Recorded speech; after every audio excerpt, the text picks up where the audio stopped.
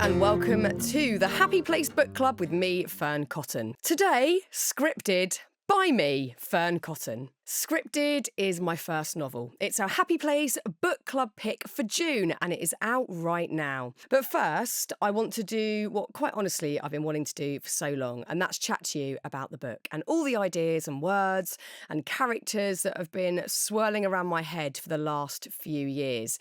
Do come over to Instagram. We're at Happy Place Book Club.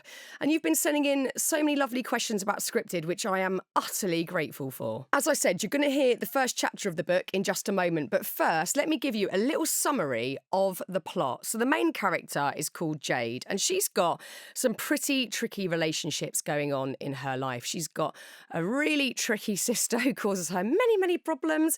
She's also got a boyfriend who just doesn't really respect her, to be honest. She's also got a mum who they can have a bit of role reversal between them, where Jade feels more parental towards her mum.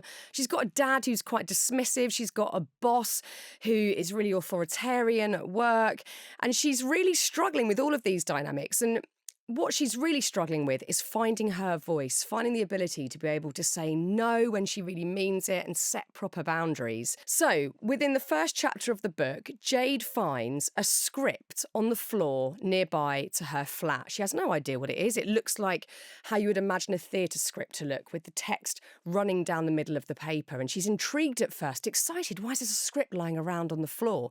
Then when she looks down at the piece of paper, she sees not only her name, but her boyfriend Adam's name too, which obviously totally freaks her out. She has no idea why these names are on the script. She reads in more detail, and it's a scene from her life that is yet to happen, but is entirely true of the dynamic between her and her boyfriend.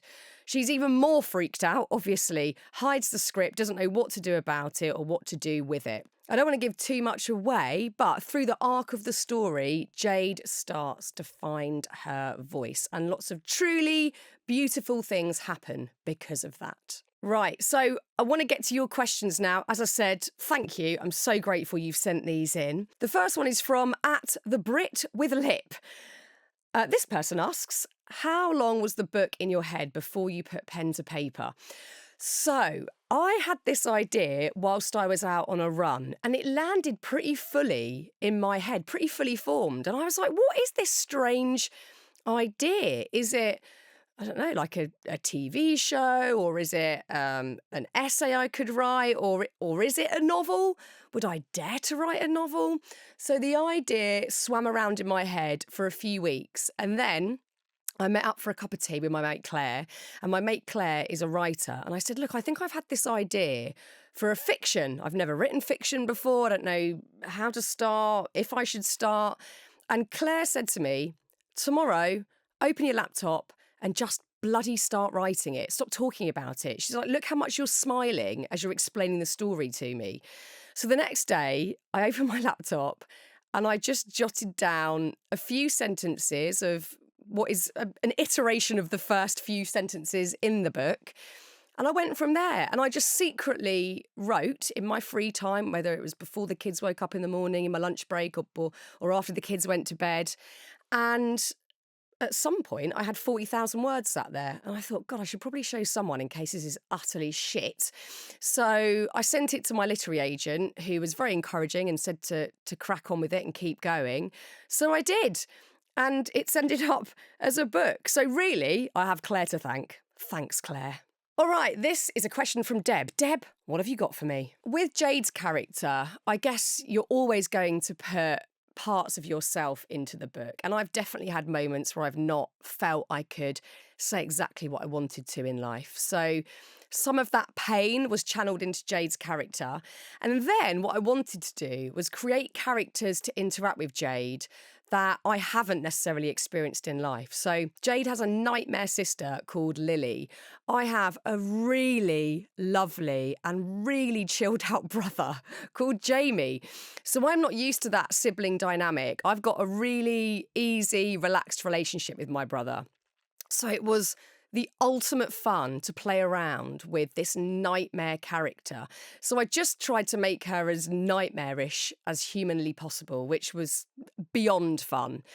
And then the other characters, again, all fell into place Whilst I was thinking about how Jade might feel stifled or how Jade might feel small and not very confident in certain dynamics. So I wanted her dad to be really loud and brash because that made Jade always go a bit more inwards, and for her mum to be at times a little bit reckless, actually, and to cause Jade lots of sort of moral based problems, how much she should help her mum out and how much she should push to sort of get her help. And she's also got some lovely characters in her life, like Sophie, her best mate at work.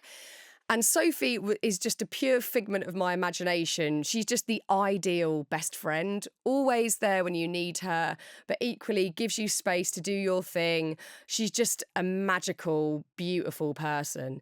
So all of them were dreamed up after I'd established what I wanted Jade to experience and the learning curve that I wanted her to go on. I did have a bit of a plan. I knew that I wanted there to be a big wedding scene in the book. The wedding takes up, it might even be 10 chapters towards the end of the book. It's quite a big bit of the book. And that was directly influenced due to my love of For Weddings and a Funeral. It's one of my favourite films of all time. I've watched it about 8 trillion times. And I just love... Do you know what I love about weddings? I love that it brings out such strangeness in all of us. I don't think any of us act normally at weddings. I don't know what it is about weddings, but we become either a sort of accentuated version of ourselves, or we get a bit too pissed, or we become even more shy and reserved. I think it kind of brings something odd out in us. And I think it's because of all the formalities and the strange rules that weddings often bring to the table. The fact that you've got to, first of all, wait so long to eat lunch. What is that about? Also do like a really long, complicated photo shoot in the middle of the day and sit next to people you don't necessarily know or like at lunch or dinner. It's just all so weird. So I knew there was going to be a wedding towards the end, a big sort of dramatic wedding. And also there's a scene right in the middle of the book where Jade is at a big family dinner, and it ends up being a very explosive moment in the book. And again, that was influenced by, you will remember this if you love the show, in Dr. Foster, there is the most intense scene at a dinner table I think I've ever seen, beautifully executed by Saran Jones, who I adore. And I remember watching that scene and just thinking it was the best thing ever. It was just sort of perfect TV. It kept you on the edge of your seat and it was tantalising. So I knew there was also going to be a dinner party scene in there as well. So I had these moments I knew that I wanted Jade to arrive at. I just needed to get her there. There was also... a fair chunk of the book is set in Dorset, and that is because I love Dorset. It's one of my favourite places on the planet. It's somewhere I visit a lot with my kids, so I could describe it pretty well because I know the scent of Dorset and there's certain beaches. I know the colours, I know the feeling of it. So I really wanted to explore that lyrically. So I knew roughly where I wanted Jade to go and what I wanted her to experience. I just needed to get her from A to B throughout the book. A juicy question from James. Is any of the book based on anything you've been through in real life? I think definitely we've all been through those moments where we have said yes when we really meant no, or we've done a favour for someone that we don't want to do a favour for because we either don't like them or they ask too many favours already. I wanted all of that to be threaded through Jade's life experience because I think it's entirely relatable, but also they've been some of the most painful moments in my life and actually some of the moments that have taught me the most, getting things drastically wrong. So having to really dig deep to make changes personally and set boundaries, which feels really cringy at times, or say no, which feels embarrassing and excruciating. And sometimes you don't feel like you deserve to say exactly what you're feeling. So a lot of that I wanted Jade to experience. So yeah, I mean, nothing directly. There's no direct anecdotal stuff in the book that's from my life, but I think some of the things that Jade feels, we've all felt. This is a really interesting question from Hannah. She says, have you brought in some of your wonderful knowledge of mental health? Yes. Most definitely. I don't think I could write any book, whether it was fiction or non-fiction, without touching on something to do with how we cognitively work or at times feel like we're not working. So Jade goes through all sorts of mental turmoil, trying to work out how to deal with these characters that she feels really overshadowed by in life, big characters who have a lot to say and say it really loudly and sometimes forcefully, and where that sends her, whether it's into a place of insecurity or at times self-loathing. There's a part in the book where Jade's partner, Adam, is away on a work trip and she's looking on his Instagram page and seeing all of these women that are tagged, and they all look completely Californian with their sort of gorgeous sheeny skin and bodycon dresses and caramel cascading hair. And she's feeling really shit about herself. And I think, on the lighter sort of end of the spectrum of mental health, again, social media propels so many of us to just feel really crap about ourselves. So I definitely wanted to get that in there. And the self-doubt that creeps in, the insecurity that can lead to paranoia, all of that stuff. So, yeah, and there's also a little moment looking at Jade's relationship with her mum. Her mum isn't necessarily classified as an alcoholic, but she has these moments where she binge drinks and Jade feels really compromised and doesn't know what to do about it. And she ends up trying to look after her mum at times and feeling overly concerned for her mum to actually be quite dismissive about all of it and constantly wondering whether she should intervene or say anything at all. So there's a little nod to that in there as well. But I think reading the book, you'll pick up on much more, just the mental, exhaustion of dealing with people, which we all have to go through. Jade is definitely treading through that throughout the arc of the story. Oh, one here from @Take a Look Inside the Book on Instagram. I like this question a lot. You asked if I can share a favourite quote from the novel. So there's a bit in the book, right? When I was writing this book, there are little moments of magic that I can't explain, where I'd be out and about and something would happen that would inspire this whole tangent that the story would go off on, or someone would say something to me that was exactly what the book needed at that point. So I was with a mate and she said to me quite out of the blue, "Do you know the true meaning of the word abracadabra?" I was like, "It's just like a magic trick, isn't it? Isn't it just like abracadabra, Paul Daniels, here's a rabbit, whatever?" She's like, no, it's an Armaic word. So Jackson says this to Jade, "Do you know the meaning of abracadabra?" And she says, "No. Isn't it just a magic trick thing?" And he says, "No, it means I create as I speak," which is really key for Jade to hear those words, because a lot of the time she feels victim to what's going on around her. She feels like she has no say, like the creation of her life is almost out of her hands. It's just unfurling due to the characters around her.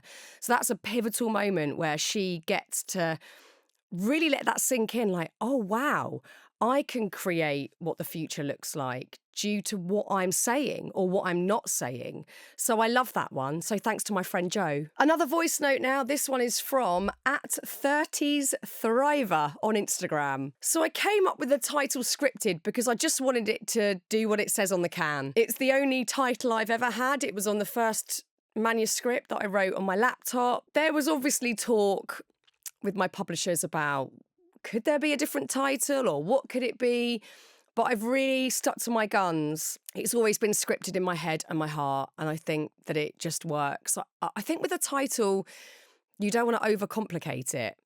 And Jade's life feels extremely scripted to her, and then it, tangibly ends up being that way until she works out how to override the scripts. So Scripted has always felt right, and I'm glad that I've stuck with it. And it looks really good in that font, PS, doesn't it?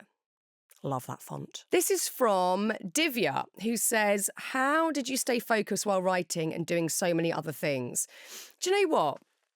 As a bit of an introvert, writing this book became almost a remedy to everything else that I was doing and I'm still trying to do. Sometimes I feel under a lot of pressure, only from myself. No one's putting pressure on me. But I feel a level of pressure to really deliver in my podcast and to do the most thorough research and to be the most on point in the chat. Or if we're doing the festival, I feel under pressure for like the weather to be good and for every tiny part of that huge machine to work well so that everybody there has a good time. Or if we're working on the Happy Place app or the book imprint, I just feel under a lot of pressure. Again, as I've said, that I'm putting on myself. With this, it felt like light relief. I could escape into this other world, someone else's world, Jade's world. And if I ever had downtime, say I was putting my kids to bed and lying next to them, waiting for them to fall asleep, which is a bad habit I'm still in, I could just let my mind wander and think, what would be interesting for Jade to experience next?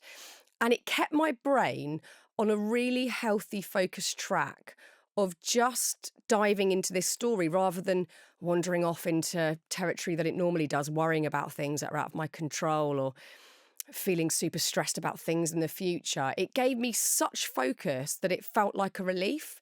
And yes, I obviously had to put many, many hours into not only the writing of it, but I did about a year of editing the book as well. I edited it, I don't know, 8-10 times in the end. So I'd get up before the kids, do an hour, either me or my husband would do the school run, do a podcast, do a bit more after. Like I had to just fit it into all these little bits. But if anything, that made me more focused and disciplined because I knew I had to do it in these tiny allotted moments. I didn't have a whole day stretching ahead of me where I could sit and write a bit, snack a bit, go for a walk. It was quite urgent about it. And I am really impatient, so a part of me just wanted to get it finished. So if anything, it was a light relief to everything else that I am still trying to do. Hence why I've started a second unrelated novel. I think it's important to end on this question because I know this might be why some of you are listening to this episode. Lisa says she would love to write a book one day, but has no idea where to start. Any tips? I will be your version of Claire and say, just bloody start. There's no right or wrong. There's no rule book on it. People have different writing styles. People, are always coming out with new ways to write books and new ways to tell stories. Just start writing it. This iteration of Scripted is not vastly different, but definitely different from the first manuscript that I wrote and handed into my publishers, Michael Joseph. And then I worked with the editor for a year on fine-tuning everything.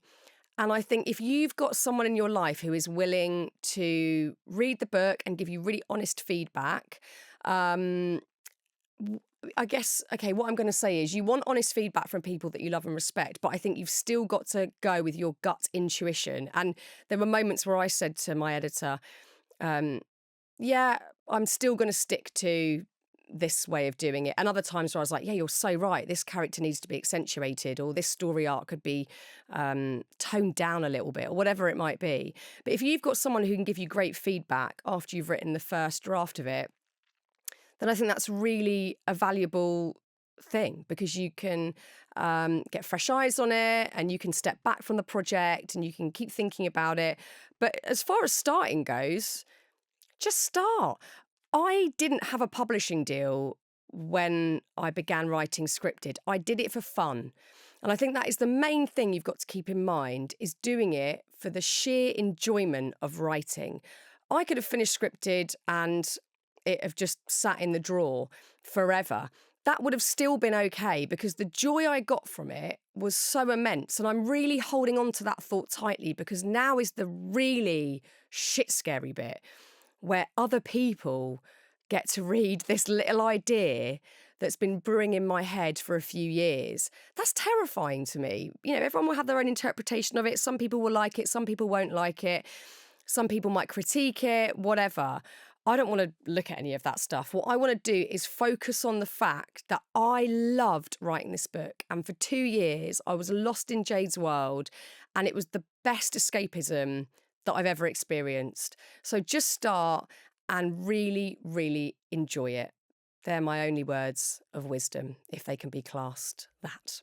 Well, look, I am so grateful for your questions. It means the world. And I hope that any of you who pick up this book enjoy it, get something from it, feel like you could challenge the dynamics in your life that don't feel healthy or good, or if there are moments where you're not saying exactly what you want to or need to in life, I hope this encourages you. It's still encouraging me because I haven't nailed that one. I'm still at times useless at saying what I really want to say. So that's my hope for the book. And I hope that you just have fun reading it as well, because it's a fun story. I want to say a big thank you to all of you for asking me all of those wonderful questions. It means the world. And it was actually really fun thinking back to the writing process and looking back over that period of time writing the book. So thank you so much.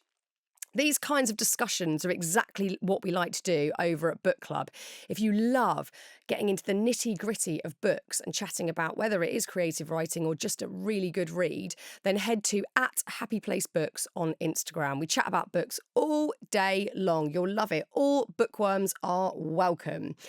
We read a different book every single month, and they're all really different. Some are fiction, some are non-fiction. We've had a whole host of different subjects covered, so lots of interesting things to chat about over there.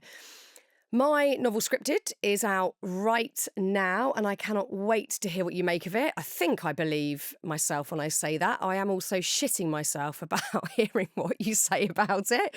But look, I want to say again, a massive thank you to you lot for your questions. Massively appreciate it.